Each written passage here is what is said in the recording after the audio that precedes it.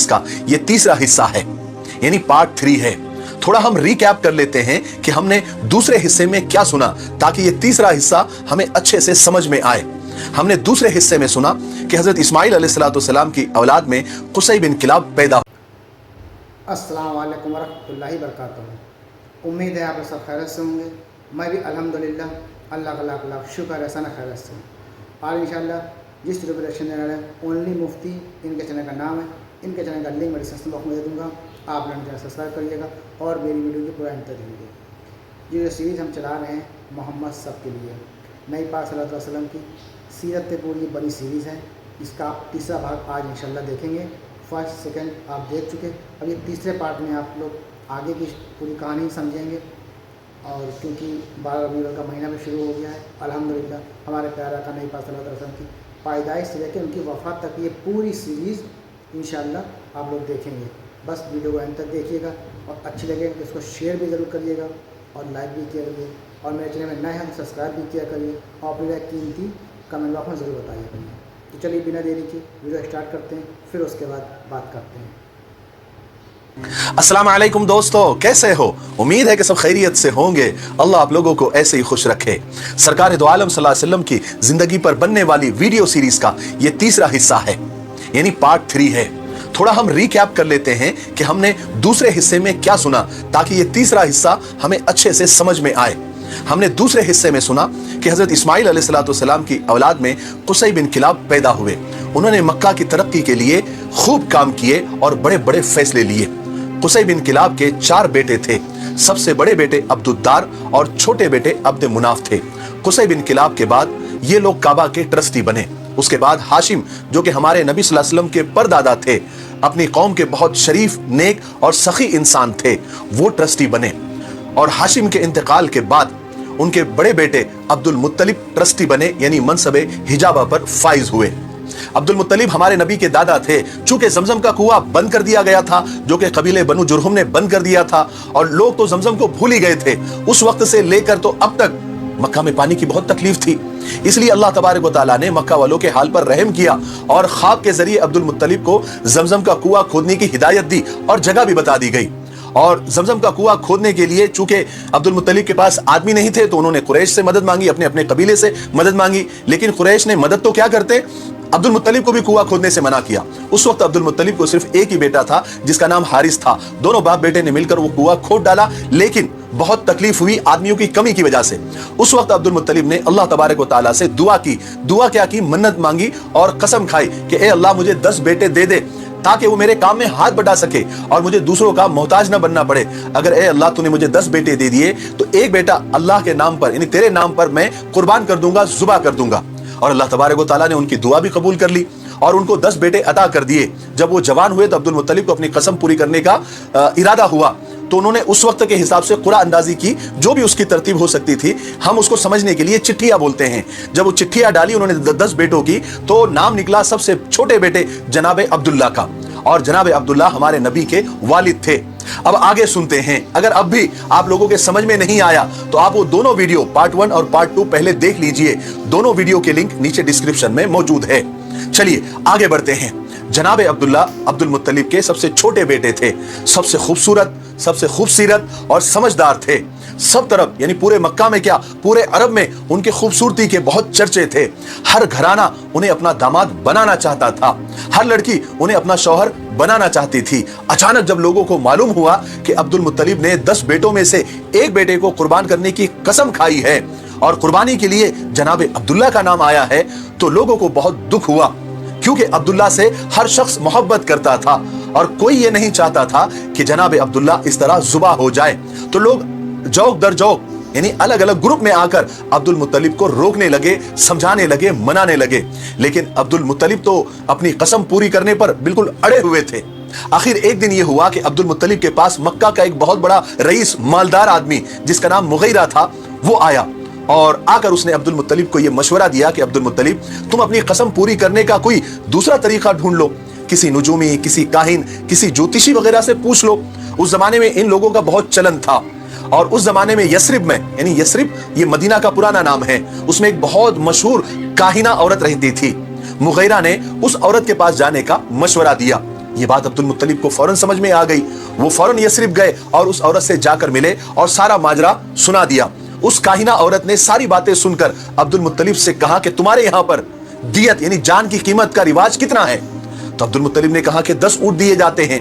तो काहिना ने यह रास्ता बताया कि तुम एक काम करो, तुम 2 चिट्ठियां डालो, एक में 10 ऊंट लिखो और दूसरी चिट्ठी में अब्दुल्ला का नाम लिखो और चिट्ठियां डालते जाओ। अगर ऊंट का नाम निकल आया, ऊंट की चिट्ठी निकल आई तो ऊंट जुबा कर देना, अब्दुल्ला को छोड़ देना।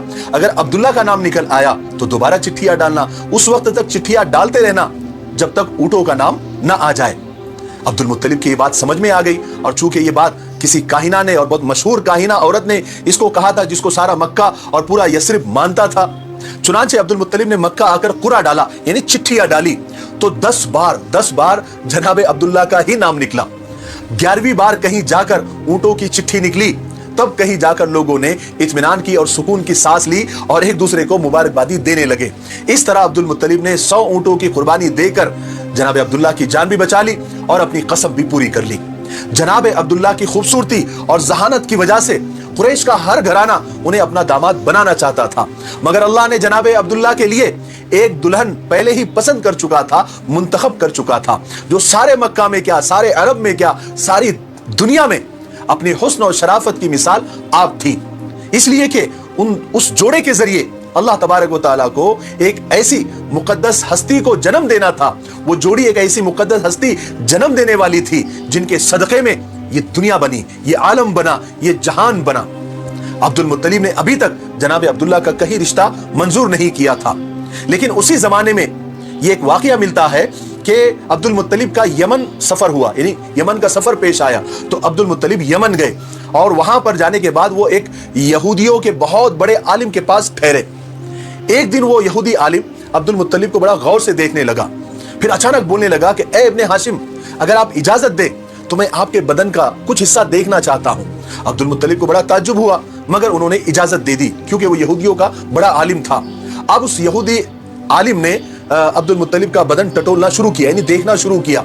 देखते देखते उसकी नजर अब्दुल मुत्तलिब की नाक पर पड़ी और उसने जल्दी से अब्दुल मुत्तलिब के नथने देखे और पुकार उठा कि मुबारक हो तुम्हें ए इब्ने हाशिम, मुझे एक तरफ से नबूवत का पता चलता है और दूसरी तरफ से सल्तनत और बादशाहत का पता चलता है। फिर उस यहूदी आलिम ने कहा कि ए अब्दुल मुत्तलिब, अपने बेटे का रिश्ता बनु ज़ोहरा के खानदान में ही करना, क्योंकि इसी खानदान में नबूवत के मुझे आसार दिखते हैं। अब्दुल मुत्तलिब ने बात को गौर से सुना और मक्का आ गए। सफर खत्म हुआ। उस वक्त हर घराना जनाब अब्दुल्ला को हासिल करना चाहता था और कोशिशें भी कर रहा था, रिश्ते भी भेज रहा था, मगर अब्दुल मुत्तलिब रिश्ता कबूल करने से पहले अब्दुल मुत्तलिब ने तहकीक की कि बनु ज़ोहरा में कोई लड़की है या नहीं। फिर उन्हें पता चला कि बनु ज़ोहरा में एक लड़की आमिना है जो शादी के लायक है और जो वहब की बेटी है। उन्होंने फौरन जनाब अब्दुल्ला के लिए रिश्ता भेजा। हजरत आमिना के माँ बाप खुद ही जनाब अब्दुल्ला को बहुत यानी हर तरह से पसंद करते थे। पैगाम मिलते ही उन्होंने फौरन रिश्ता मंजूर कर लिया। उसके बाद थोड़े ही दिनों के अंदर खानदान बनु ज़ोहरा की बेटी हाशमी घराने में बियाह कर आ गई और शादी के बाद ही जल्दी ही हजरत आमिना उम्मीद से हो गई, यानी प्रेग्नेंट हो गई। फिर हुआ यह कि हजरत आमिना के हामिला और प्रेग्नेंट होने के बाद एक वाकया पेश आया। वाकया क्या था? एक दर्दनाक हादसा था। उस जमाने में एक तिजारती काफिला यानी एक बिजनेस टूर मक्का से शाम जाने वाला था, जिसके साथ जनाब अब्दुल्ला का भी जाना बिल्कुल तय था। चुनांचे नई नवीली दुल्हन से रुखसत लेकर जनाब अब्दुल्ला काफिले के साथ मुल्क शाम रुखसत हो गए। शाम पहुंचकर काफिले ने जो भी उनको लेन देन करना था, खरीदो फरोख्त करनी थी, सामान लेना बेचना वगैरह सब पूरा अपना वो निपट कर वो काफिला मक्का के लिए वापस रवाना हुआ। लेकिन अल्लाह को यह मंजूर नहीं था कि जनाब अब्दुल्ला दोबारा घर लौटे, अब्दुल मुत्तलिब अपने बेटे को दोबारा देखे और जनाब अब्दुल्ला अपनी नई नवीली दुल्हन से फिर मिले। जब यह काफिला यसरब पहुंचा तो अचानक जनाब अब्दुल्ला की तबीयत खराब हो गई और कुछ ही दिन के बाद उनका इंतकाल हो गया। उन्हें यसरिब के करीब ही एक मकाम इबवा पर या अबवा पर दफन कर दिया गया। जब यह खबर मक्का पहुंची कि जनाब अब्दुल्ला का इंतकाल हो गया है तो मक्का में कोहराम समझ गया।